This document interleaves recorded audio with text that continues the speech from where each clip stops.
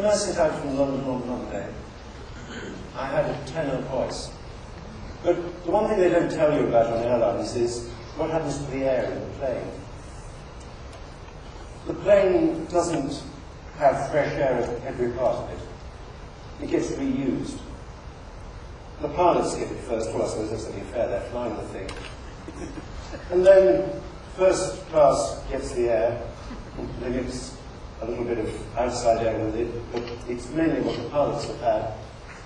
And I suppose you could say that for first class the air is being passed by the management. Then it goes back to business class, and in business class you get what they've had in first class with a little bit added in from outside. And it works its way down to the back of the plane. Well, judging by the cold I've developed as a result of that flight from London, I'm so pleased I was travelling in business class, not right at the back of the thing. I'd probably have died if I'd been at the back. At least I got a cold that's obviously from a very rich person. So, as this thing develops, you go through the symptoms, the voice drops to what I'm told in North America is much more socially acceptable, the baritone voice. You start to think, well, I have to do something, I have to put myself in the hands of the American drug industry. Yeah, kind of scary, isn't it? So I walked into a pharmacy this morning. Well, I think it was a pharmacy. The window display was a cauldron and some witches and some vegetables. And I've taken 2 bright orange pills. So if I turn into what we call a pumpkin and you call a squash during my presentation, you'll understand. 2020 vision. I've been planning the City of London for 20, or just over 20 years now. I began in 1985. And I'm lucky enough to have had a long enough perspective to actually make a difference. Most planners either get fired or leave after a couple of years. I didn't get fired, so I stuck it out, and I'm starting to feel that things are changing where I'd like them to. So there's 20 years, looking backwards at the 20 years I've covered, and of course the 20 years I have to look forward as a planner. I always have to be thinking 20 years on. What's it going to be like? What's it going to be about? And the third meaning, I suppose, of the title, 2020 vision, well, of course, hindsight gives you perfect 2020 vision. When you look back, it all makes sense. 20 years ago, we had political leaders of great academic ability, exactly the same as today.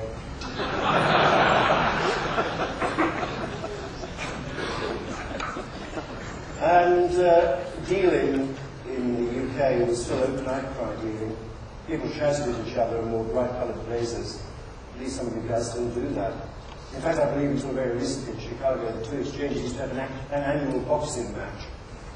They're going to find it a bit difficult having merged last week. But, of course, that merger was very important. The 2 Chicago exchanges coming together mean that Chicago can no longer have that claim of being the US's second city. You're now the first city. I mean, New York's history. Anybody from New York in the audience? As far as we're concerned in London, it's no Chicago. Yep. Thank you. But you missed a trick at Chicago, because what you've done is to look to the North American continent and merging 2 exchanges, pork bellies and corn futures. You brought together 2 aspects of trade relating to the continent. You're not thinking globally. New York, bless it, with 2 exchanges that won't talk to each other, is looking internationally. Now, NASDAQ played the first trick. NASDAQ bought 25% of the London Stock Exchange. Not because they wanted it. They couldn't afford it. But they wanted to drive the price up because they wanted to bankrupt the New York Stock Exchange when they bought it. Now, what they didn't realise was that the New York Stock Exchange had given up freedom fries and was going to have French fries. And they were dealing with Paris. So we now have the London Stock Exchange, 25% owned by NASDAQ, we probably can't afford to buy it. We have the New York Stock Exchange locked into Paris, with the Germans fighting that off. And of course, with all that going on in the short term, Chicago's got it made. But eventually we're going to have to think global. Because that's what we're talking about. That's what these tall buildings are about, is thinking global. We need a world exchange. So as soon as Chicago, London and Sydney merge, a 24-hour-a-day trading platform better. So the rest of you look at it. Buildings 20 years ago in the City of London were based on Miesian principles, but not with Miesian quality. And it's interesting that just a few months ago, the planning department of the City of London moved into that block in the centre of the picture. We only get them when they're over 20 years old. We don't get to work in the best. But at least the view from it is good. Looking outwards is good. But that was the sort of city that was being espoused in the 60s and 70s. Everybody was going to live in a box. Everybody was going to work in a box. They were going to be lined up along highways, which were wide enough to get as much traffic as possible to the central cities. Pedestrians would be at the upper level, traffic would be down below. It was never quite explained how somebody would get in and out of a cab or on a bus, there were different levels. And in the London climate, it didn't work. It was theoretical planning done by architects. And there's no worse planning than planning that's done by architects. Really, I am an architect, but even so, I saw the error in my ways. 85, City of London, the central business district, an historic core, this small city with, in those days, 4,000 residents and 1/3 workers coming in every day. 90% of them are public transport, 5% of them walking or cycling, and less than 5% coming by car. So that's our sustainability projection. But not much going on in 1985, very few planning applications as you can see, and then this wonderful hindsight diagram at the bottom of the screen, this boom and bust cycle that we were going to be going through over the next 20 years, which of course we couldn't envisage then. But 20 years on, in 2005, that's the amount of the city that had been redeveloped. Remember, this is a city with 2,000 years of history. Of course, I keep telling people, it's also a city with 2,000 years of future, and we have to position ourselves midway in between those. And you can see that considerable amount has been changed. Large floor plate buildings have been introduced. The city's centre of gravity has moved over a wider part of the city away from the historic core in the middle. And architecture, of course, was changing at the same time. Top left, the only attempt the city had at a Nice Tower, a genuine Nice Tower. That was the Nice Van Rohe design for a site known as No. 1 Poultry, right in the heart of the city. It was refused, and the appeal against that refusal was upheld. It was felt that that form of building wasn't appropriate to the historic core of the city. It's not clear whether Nice actually visited London in producing that design, but even if he had, you wouldn't have noticed, because that was a standard design solution for standard places. The problem was the City of London is not a standard place. And the city had always met at a point, at the Bank Junction, in the centre of the city. Whereas this was proposing the creation of an urban square, where it was alien before. You would have opened up the side elevations of all sorts of buildings that were never meant to be seen that way. And down below, bottom left, you will see the solution block built by James Sterling, a triangular building with a triangular site, somewhat challenging architecture. It was loathed as well as being loved. My recommendation for approval was tested all the way through 5 levels of jurisdiction to the House of Lords when it was finally upheld.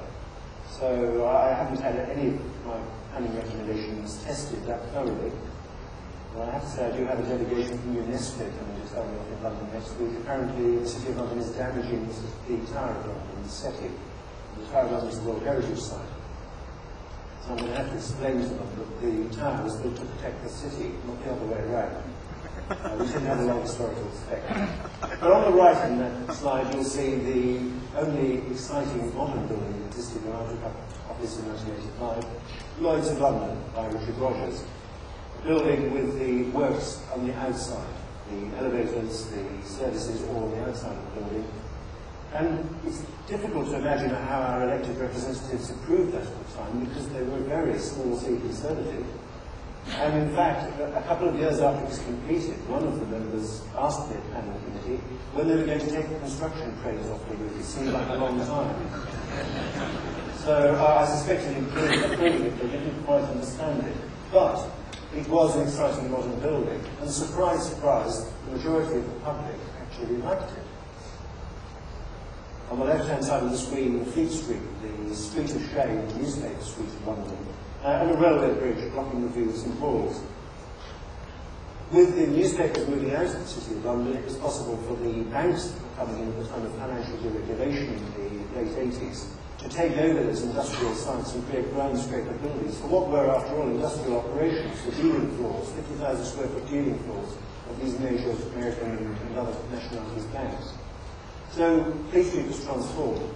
And in the process, we were able to get rid of that railway bridge, put the railway underground and create some more development sites. Although I have to say that the conservation lobby fought the loss of the railway bridge. And that takes some thinking about. We had to point out to them, of course, that the bridge itself was a replica of the one that existed prior to the war, and the one they were trying to save was in fact a plywood facing of a standard steel bridge.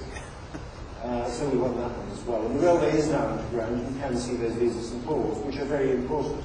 And protecting visas and falls has been fundamental to all that we've suggested in terms of change in the city, and indeed even to the cluster of tall buildings I'll be describing shortly.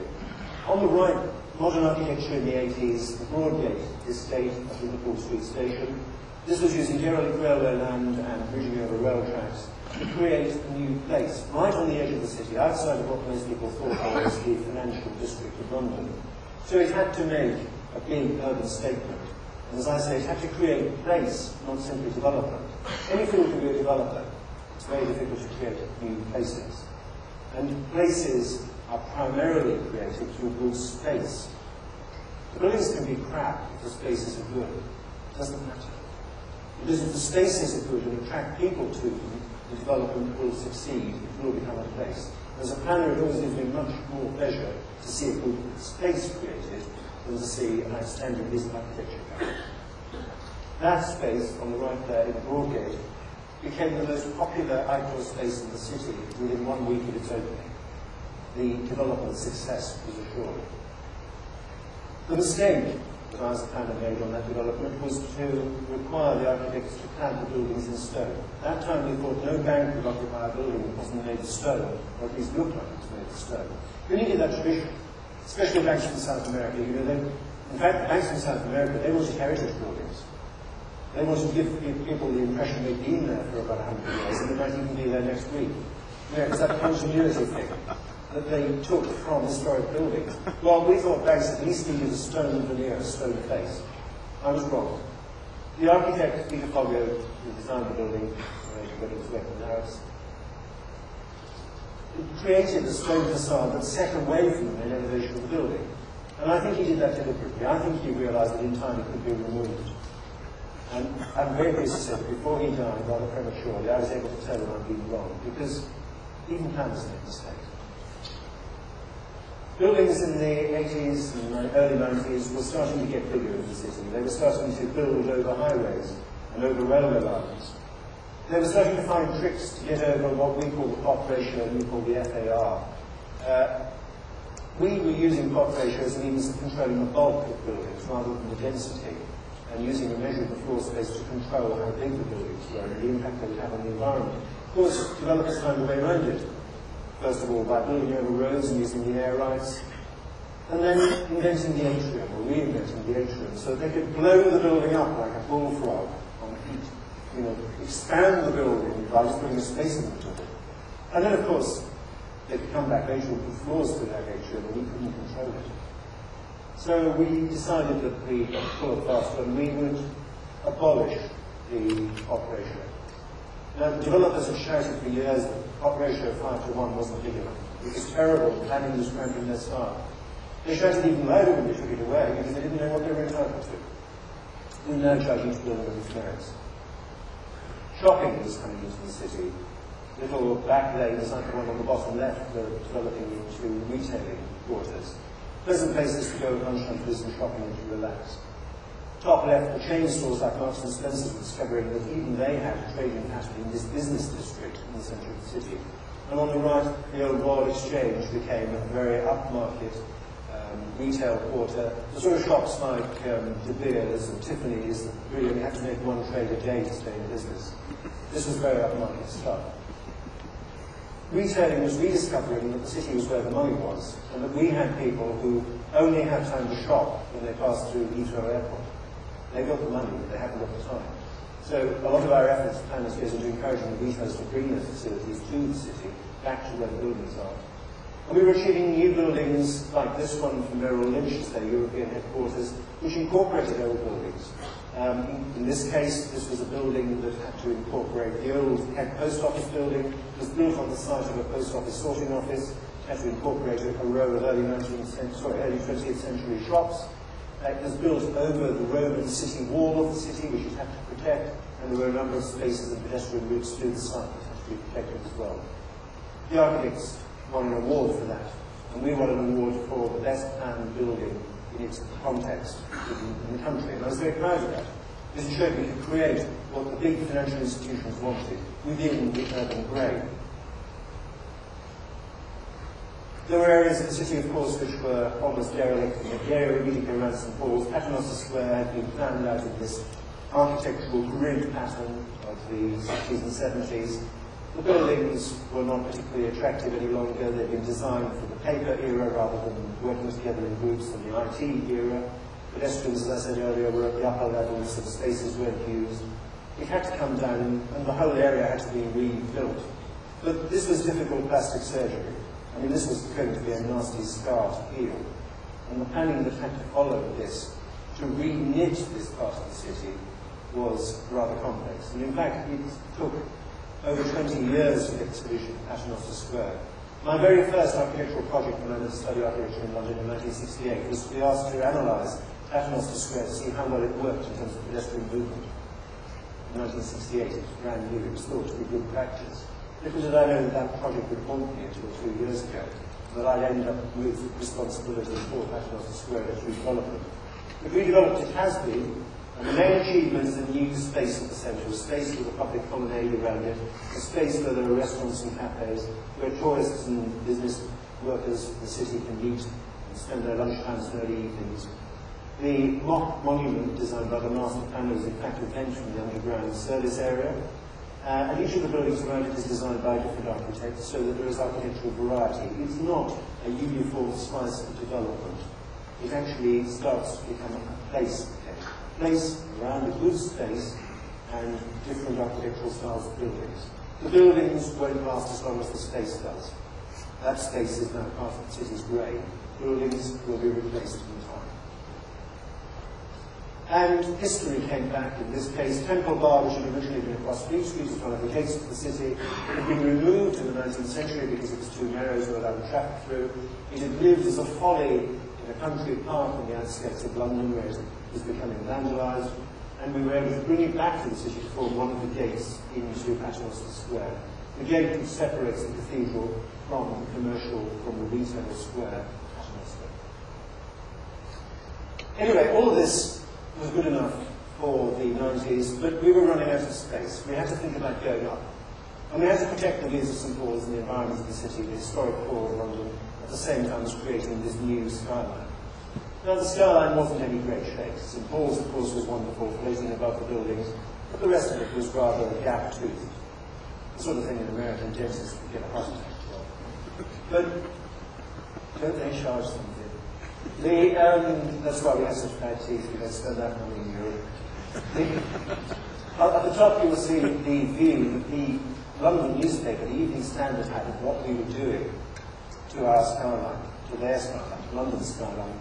They assumed that all the buildings that were going to go up were going to be slab blocks or tall blocks, simple rectangles, just like the ones that they could see going up in Docklands in the alternative centre of Canary Wharf, and what they could see all around the world. That's what they were accusing us of getting up to. And of course the architects came racing out. Lord Foster was the first one out with his Millennium Tower, looking a bit like a startled rabbit, looking out over the skyline. Well, it was much too tall. It was 2.5 times the height of the Gherkin, which eventually happened on that site. Very greedy developer and an architect very keen to further boost ego. And that's often what tall buildings are about, after all. Wanted to put that very large building up, but it wasn't too much and too soon. And the Heritage Lobby were absolutely horrified by it. And as a result, a number of mid-rise projects with very interesting tops got blocked. The pressure was that we had to reduce their height. So one of the main projects was one that Calatrava designed, which had a beak on the top of the building, actually pointed sideways on the top. That had to be removed. That was too dramatic on the skyline as well. People were in a panic mode. Calatrava went off in a huff and he hasn't been back to the city since. But if anybody's got any way of getting a message to him, tell him to come back to the area of our ways now. But of course we all know what did go up on that site. It was the Gherkin, Swiss rebuilding. And this was a time-lapse scene that was shot for a feature film that was made of the building of the Gherkin, in fact it's called the building of the Gherkin. And the film has already won many awards. It's been shown internationally, it's been shown on television in Australia, New Zealand and Korea, on public service television in New York. It's won awards at the Montreal Film Festival, the Munich Film Festival. Now that's just the film. The building has changed the image of the City of London, it's changed the image of reinsurance, I didn't even know what that was, and it's changed the image of the Swiss bank. And we all know Swiss banks don't have images. Well, this one. They moved to London and they decided they were going to have architecture. And they produced something with which the public fell in love. The public realised that a tall building could be fun, it could be interesting, it could be a personality. And they gave it this nickname of the erotic Gherkin. You can't believe the horror of that Swiss bank and the architects, that their precious building was being called the erotic Gherkin. They assumed it was an insult. It wasn't. It was a term of endearment. You go into your local bar and if they don't use a nickname for you, then you're not a local. That insult you get when you first go to the bartender is a means of expressing their warmth, their love for you. It's exactly the same with the erotic Gherkin. So now we deliberately give buildings nicknames because it allows the public to identify them. So, all right, we achieved the Gherkin. We still had this awful, orthodontic mess on the skyline, and others started to come forward. This one by Nick Grimshaw, the Minerva Tower at the eastern end of the city. Sad to say this one probably won't get built because although the developers could walk the walk, in this case, sorry, could talk the talk, in this case they couldn't walk the walk. They couldn't get their act together on funding and getting this completed. It's a very elegant project. The one on the left showed the Heron Tower, however, the Heron Corporation. Well, Joel Bronson not only talks the talk, he walks the walk. For God's sake, don't get in his way, because he gets things built. This one has started, this one will go up, and it's designed for multi-occupancy for letting in 3-story villages one above another. It will also be part of a larger area which will involve old buildings, spaces, retail, public space. In other words, a place. And this one, I'm quite proud of this because I thought of the nickname. This is a cheese grater. Designed by Lord Rogers opposite his Lloyd's building, which you saw earlier. And I call it cheese grater, partly because of the shape, of course, but because Lord Rogers' wife, Ruthie Rogers, runs a very fine Italian restaurant called the River Cafe. And I can just imagine her with a Parmigiano Reggiano in this thing. That's one that's going to be built by British Land and it's about to start soon. And the whole of the base of the building, 5 stories of it, is removed at an angle to create a public open space under the base of the building with planting trees, south facing, and then the building tapering away, the south face of the building tapering away as it goes to the top, with the services helping to insulate the building on the north side. And again at British Land, at the very northern part of the city, at the very last phase of that Broadgate project you saw with the good open spaces, the project from the 90s, instead of building another ground scraper, they decided to bifurcate the development of this last site to create a new pedestrian route through the site with retail, to have a lower-rise building on the right and a slender tower on the left. That's well underway, 8 tower cranes on that site building visibly. In fact, the only problem we have with the Olympics in London is there may not be enough tower cranes to build it, because we're so busy building these things in the centre of London. Lord Foster building incomplete the other side of the Lloyd's building, a building like an armadillo rising in steps away from the Lloyd's building, because of course the Lloyd's building has unofficial heritage status. You know, we wouldn't want to impact too much on that aggressive modern building. And we wanted the adjoining building to step away from it. And also to give maximum advantage of roof terraces, green roofs, and the southeast facing view, southwest facing views, I'm sorry, away from this building. And then the one that was inspired by Marilyn Monroe's dress. This is the KPF design Gifa Tower, which will be the tallest building in the city. It's just under 300 metres. designed for German investment fund, DEFA. You saw some images of it yesterday. One of the earliest sketches, Lee Polisano actually produced a postcard of that image of Marilyn Monroe with her dress being blown up by the air vent, and saying that that was part of the inspiration for the way the elevations of the building come out of the base to create these wind screens to actually channel the wind away from the building and to allow the public open space to flow underneath this tower.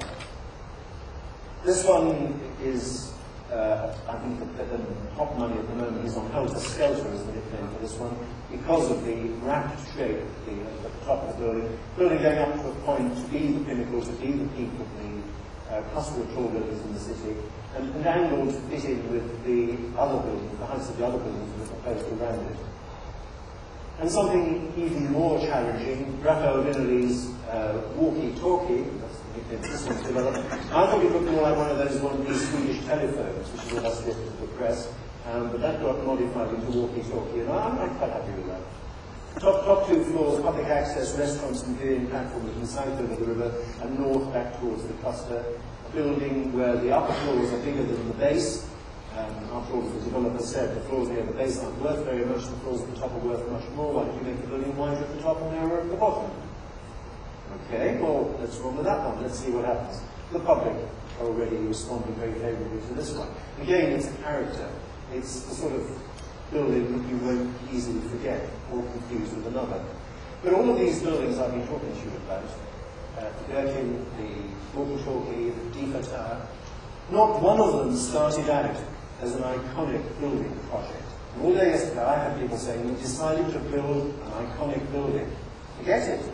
You can't build an icon. Icons happen. You don't start out from the idea of creating an icon. I mean, nobody started out with designing Tower Bridge with creating an icon. What happened was that it became the icon because of the way that the public adopted it and appreciated it. The Swiss Re building was built that shape for a very good reason. It needed to look smaller as you got closer to it. It needed to be a recessive building so that it didn't upset people too much in getting used to new tall buildings on the skyline. The walkie-talkie is built that shape because property is worth more up in the sky than it is on the ground. These buildings reflect sustainability needs and energy use needs, and that has an impact on their shape. But just starting out with a wacky shape and then saying that we fit some lettable accommodation into this, I don't find that one. Tall buildings don't change places. A place has got to be successful first before it gets to tall buildings.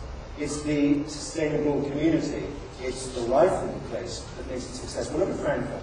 Frankfurt's now full of tall buildings. Nobody wants to go there. Why? There's no nightlife. As I always say to people, London not only has the opposite accommodation, it has the best free sex in the world. People from all over the world, young people come to get their leg over in London. Because it's full of young people from all over the world having a good time. So if an international bank decides to move its operation to London, they don't have to buy the air tickets for their staff, the staff buy their air tickets, because they want to go to London. Frankfurt? No, the company has to pay, I'm sorry. The last car places at 1 in the morning. It is no fun to be there. Everybody drives home to the hills at 4 o'clock in the afternoon. I told them this in Frankfurt, they didn't seem to appreciate it. Tall buildings do not change a place.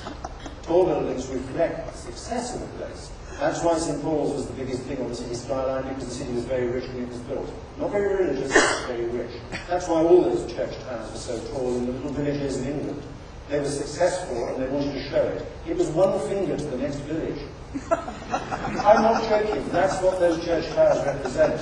We are better than you are. And it's exactly the same today with clusters of tall buildings. Look, all our new buildings are not tall. Here we have the French architect Jean Nouvel coming to build a new building, a modern building, an exciting building, right next to St. Paul's Cathedral. A building built entirely of glass. And at the moment, I can have any material I like, as long as it's glass. I can have opaque glass, I can have cast glass, I can have translucent glass, I can have clear glass, I can have glass that does all sorts of wonderful environmental things, but I can't have stone, I can't have cast iron, but it's only glass at the moment.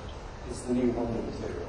But this is a building which will not appear to be made out of glass, will be entirely built as its outside face in glass. It will have a new view opened up, some balls right through. You can see the diagram at the top, the Sean's view, to show how we open up this new view of the dome. The whole of the ground floor will be retail. The offices will be up above. Even the office reception will be on the floor above ground. And the site will become very much part of the animation of that retail part of the city, as well as providing new offices. Materials, I don't have to tell the architects in the audience how important materials and detailing is to a good building. And of course the spaces in between. We're now retrofitting the spaces in the city. This is the space around the monument. A team in my department, a street scene enhancement team, are working on repaving and then subsequently reanimating these spaces. Quality underfoot is just as important as quality in the buildings. But that's what we're aiming for. That's the start of the cluster. It will thicken up. It will peak at about 300 metres because that's where we get into the interference with the air traffic issue. And it will not in any way interfere with the important visits and calls for people. That's what I've been working at for the last 20 years. I have a few more years, I hope, unless I've said anything that's too inappropriate at this conference. I usually get into trouble at conferences. I don't think it's a good conference. And that brings me around to say that what is going to happen next is the most important part. Because Sam and I want to conclude our trouble act by joining with you in discussion.